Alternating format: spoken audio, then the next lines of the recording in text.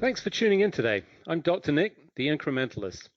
Join me as I seek out the small incremental changes being applied in other industries that we can learn from and that can be applied in healthcare. Can these changes bring immediate value, but also add up to the big improvements and revolution we need in healthcare? Come along with me to explore the possibilities. My innovative guests from around the globe have used small incremental improvements to achieve their moonshot. And today, as I am each and every month, I'm delighted to be joined by Dr. Craig Joseph. He's the Chief Medical Officer at Nordic Consulting Partners, and we are, as we do each month, looking at news you can use and various insights into what's gone on in the previous month. Craig, thanks for joining me today. I'm excited to be here, as always. So let's kick off as we should. I think we've continued to do so. We haven't really avoided it for the last I don't know how many months. We've still got COVID. It seems like COVID is exploding. I think the numbers are actually higher than they've been at many of the points during the pandemic in, some of the major times. We've got better treatments. We've got people that are vaccinated. And at this point, there is a view, if you haven't had it, just wait. I can certainly attest to that since I've been unfortunate. It hit our family. I contact traced it. It was the result of a visit to a restaurant. My wife and I both caught it. We got varying degrees, but I felt like Terminator, the T2 in T2, when Arnie smashed him with the big truck and he exploded into lots of little pieces. That's how hard it hit me. That sounds pleasant. So it sounds like you had a pretty good case of it. You weren't questioning whether or not you were sick. No, there was no question. I could see it very clearly in my test. I home tested.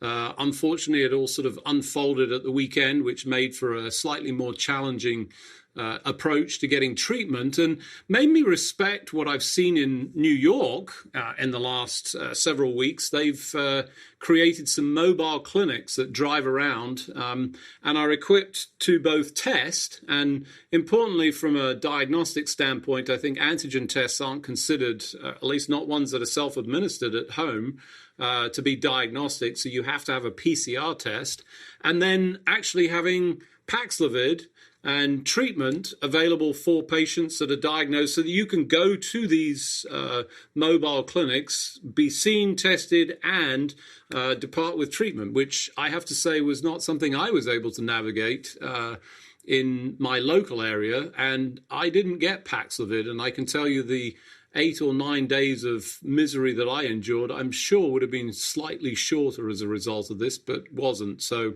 I wish I had. Can you explain to me how exactly you reported your positive test to the public health department so that they were aware that you had this disease and could properly account for how many people are sick? Just go into very gory detail, Dr. Nick, about how are people supposed to report this information to their health department? So I this guess might be a sarcastic question. No, I think that's a good question. In fact, it depends very much on the state. My particular state has a whole text messaging system that is designed to allow you to communicate your status. In fact, I had this when I was returning from overseas when we had to test, and that was tracked, and I would get messages from the system to say, are you okay? Unfortunately, what they seemed to fail to understand was at some point they needed to switch them off. So I personally had to switch them off and mute them. In my particular instance, I did perform my civil duty, and that I did get tested at one of the departmental sites with a PCR test as a confirmation, in part because I felt like I needed that from a clinical standpoint, because my antigen test and a picture of it wouldn't suffice for me to satisfy a requirement at some point in the future to say, have you or have you not? So I did. Interestingly, subsequent to that, I didn't receive any text messages follow-up. That could have been me because I suppressed them, so they may be disappearing into the spam folder. I'm just not sure. Well, I am glad to hear you did that. I would argue that most of us do not do that. Most of us would probably just take the rapid strep. There's my pediatric background. The rapid test, and whether or not when it's positive, just deal with that and hopefully isolate. That's part of the problem, is that we don't really know how many people actually have COVID, right? We're guessing. We used to know with some certainty, because the only way to find out was to go to the drugstore or go to a lab, and all of those were uniformly reported to the public health department, and then hopefully sent off to the CDC, so that we had numbers that we compare and contrast. Right now, really, our best bet is unfortunately looking in the sewers, or I don't know if it's unfortunately or fortunately, but looking at wastewater, and assessing how much virus is in there, tends to be actually predictive of outbreaks. And so that is one way of kind of gauging where we are. But I think one of the benefits is it's a double-edged sword, right? Now you can test and you don't need to stand in line or wait for an appointment. So very quickly with some certainty. But the downside is, once you find out that you're positive, you just deal with it. And so we don't really know how many people are getting sick. It's interesting you bring up wastewater, because I think it's unfortunately we didn't capitalize enough on that. I saw some great value propositions. We've seen it for other instances, for the cases of tracking opioid abuse. You can actually look at wastewater and look for those metabolites in cities and areas, and the more granular you get, the better you could get in terms of predicting. But one of the things that really strikes me, and it's an N of 2 in our family, but it was clear from the antigen test, I could see that I had a very big dose of this virus. At least my body had it inside, because I was showing a very positive reaction on the antigen test. It appeared very quickly, and it was a real solid line. It was, "Hello, I'm here." Whereas in the case of my wife, actually in the first test that we did, when she definitely was symptomatic, it was really vague, not even sure it was there. And it took a day. And when she did it, every time, it would take 8, 9, 10, 11 minutes before the line would really, you go, yeah, I do think it's there. And that is an indication of the viral load. And I had far worse symptoms. So what we get from that wastewater is people that are excreting more of the virus. We know we're going to have more symptomology and more people with the disease. So it's very clear that there are some opportunities to benefit from all of this science. But as you rightly point out, we haven't learned a lot of things, which brings me to monkeypox, the latest in our series of diseases. Are you worried, Craig? I think I'm worried less about the specifics of monkeypox than I am worried about the evidence that we have learned nothing from the last 2 years, and that precious few people are getting monkeypox right now, and the vast majority of people that get it do not die from it and don't require hospitalization. And so it's, in the big scheme of things, it's much smaller. But what concerns me is, what have we learned? What lessons have we learned from this global pandemic, which is still going on clearly, but really has affected the entire world and affected everyone. And now we've got another virus that shouldn't be here, that is here, and we seem to be unable to respond quickly from a government standpoint. To get the right information out to people, and of course, science develops and we learn things, but monkeypox is something we've known about. It is not a novel virus like the coronavirus was. Remember that we didn't have a name for it. We just called it the new coronavirus.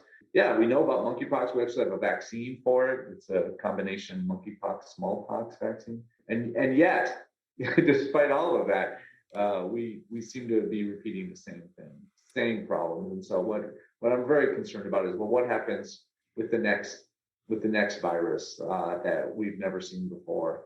Will we just repeat this over and over, the cycle of let's pretend it's not there, let's not give out information that as soon as we get it, because it might be confusing. Let's not, if we know we have ways of, from a public health standpoint, of decreasing the transmission, let's not take those because some people might not want to wear a mask. So yeah, here we go again, monkeypox. Hopefully, given the fact that we have a vaccine, there's some treatment, there's some research going on, although generally it's there's no definitive treatment. You just kind of go through it, and it's more difficult to transmit clearly than your traditional respiratory virus. So this is more typically very close contact. So walking next to someone unlikely to get monkeypox, quite likely to get specifically to get COVID. Much more likely to do that. So that's the good news about monkeypox. But the bad news is, boy, it does seem like we haven't learned too many lessons. Yeah, I think the shame of this is that we have so many outstanding individuals with tremendous insights. I certainly track and follow a number of these people who've continued to educate, follow the science, and despite that, we seem to struggle at a national level that has troubled you and I both, and I think many of our colleagues in the healthcare profession who feel like, as you said, here we go again, but instead of being really prepared and ready and feeling like we had a good playbook, it's back to square one almost, which is just a tragedy that shouldn't be the case. For those of you just joining, I'm Dr. Nick, the Incrementalist. Today I'm talking to Craig Joseph. He is the Chief Medical Officer at Nordic Consulting Partners. We're focusing on news from the past month and just talking about monkeypox and the fact that, our struggle is more about the response than actually the concern of the disease, given that we have some reasonable vaccines and also, potentially understand it well to be able to prevent it. Before we sort of move off the COVID discussion, I think it's worth just bringing up long COVID. I've continued to see, I think, increasing numbers of reports of sort of relatively widespread, I'd say, of the order of between 5 to 20% of people suffering from long COVID in a variety of extents. And I've seen it very severe, particularly around cardiac symptoms, but it's a wide range across the board. What are you seeing? Well, I think it's the same. I don't think there's any question now. There's lots of questions. What percentage of people who get COVID are going to have long COVID? What exactly do we mean when we say long COVID? How long will it last? How can we? Lots of those are all great questions. The question that's no longer there is there such a thing as long COVID? We now know that some significant portion of people who get COVID are going to have symptoms for a long time. And that means months to years at this point. And we don't really know what to do about that. So I think some of the research has shown that the more severe your symptoms were, the more likely you are to have symptoms for a longer time, right? So if you were hospitalized, then you're at a higher risk than if you were not hospitalized. And so there are some patterns that are there, but boy, what is this and why do people get it? And some of them seemingly get better and some of them seemingly don't get better. And it's kind of horrible to have that out there and to know so little. But to see people who were previously running races and now are having trouble walking across the street. And all they said was, well, I got COVID. And that's the only thing that made any sense. And so certainly lots of research going on into it. And I think the good thing is that people are taking it seriously and have for a while. This is not some fringe group of people who are complaining and we can't validate their signs and symptoms. We most certainly can. We know it's there, but we don't know why, lots of theories, and we don't know what to do to make it better at this point. Yeah, I think that's exactly right. And, genuine, serious concern. It's going to add to the already stressed out system with additional symptomology, wide spectrum. I think, interestingly, you're right about the severity, but I've also seen people with mild to almost no symptoms of the actual disease still end up. So, our understanding is very limited at this point. I've seen a number of studies that are trying to look at predictive factors, even trying to use some of the machine learning capabilities that we have to apply it to this data set that we don't see patterns in, but maybe there are patterns that we're not able to pull out. So obviously a potential to maybe identify some of the reasons, which elegantly, I think, I'm just going to say, brings us to the study that was published that I thought was just quite brilliant in its approach, assessing the clinical robustness of digital health startups. And it was a cross-sectional observational analysis. It was published just recently. They looked at digital health companies that have been around for, on average, 7.7 years. And they developed a score. It was a bit like red light, green light kind of approach to see how clinically robust these companies were and what their value proposition was based on some, I think, really interesting metrics, I think relevant in my view, measured by the number of regulatory filings. So how much have they done in those spaces? Because if you're really a digital health company, I think you have to file to gain approval. Otherwise, you're a consumer product. And that, in some cases is just sort of kicking the can down the trail a little. Clinical trials and indeed public data. But from a results standpoint, what really stood out to me was the average number of public claims was about 1.3. The median was 1, and there was no correlation whatsoever observed between the robustness and the number of claims. And the upshot of this was, for all of the money that we've invested in digital health, I don't think we're seeing the value. But maybe you have a different view. Well, I, unlike you, I believe everything that I read, and so I don't understand the question. No, we're in the infancy of digital health, and it's hard. I guess what I'm looking at if I'm looking at it from the company's standpoint, right? They have some runway, they have some money that they got from high risk investors, and they certainly want to show that the tools that they're creating are helpful. But science moves quite slowly, and that we've learned that, right? I think that most scientists and hopefully many clinical folks realize how slowly science figures out what's going on. The rest of the population hadn't until the last 2 years, and that's when they figured. I think there was a lot of eye opening, and so this is the same. It's certainly not good to say that your software tool solves a problem that you can't prove that it does. And so I think we have to take all of the many claims, pretty much for everything that's not done in an independent peer-reviewed fashion, with a grain of salt. And so sure, does your app actually predict people who are going to have these symptoms, or does it actually improve depression or improve whatever it is that it's trying to help resolve?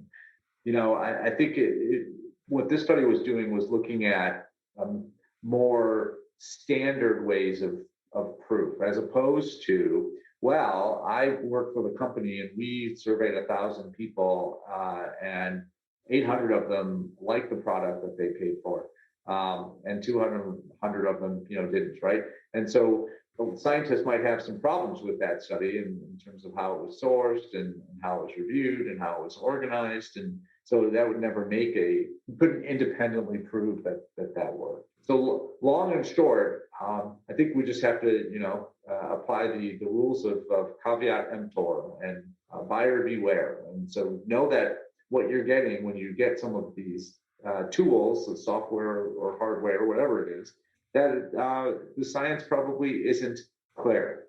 And this thing might help you and it might not. We have to move forward because a lot of these things are going to ultimately help in some way, and I think we know that. So it's not like these are charlatans who are trying to take our money. Although I suspect some of them are, but most of them are not. And it's an interesting study. Looking at it's again to take all of the work that a company does and to boil it down to one number between 1 and 10. That's hard, but the distribution was not good. Looking at the numbers were much, the frequency was much higher on the low ends of the scores. Yeah, and it raises an issue that is quite contextual, in part because I happened to catch the Dropout, which was John Carreyrou's book on Theranos. Dramatized, I forget which particular group put this out. I think it was 6 or 7 episodes. It was very compelling, and obviously, as you rightly say, caveat emptor. You have to take it with a grain of salt, given that there's certainly some poetic license with some of it.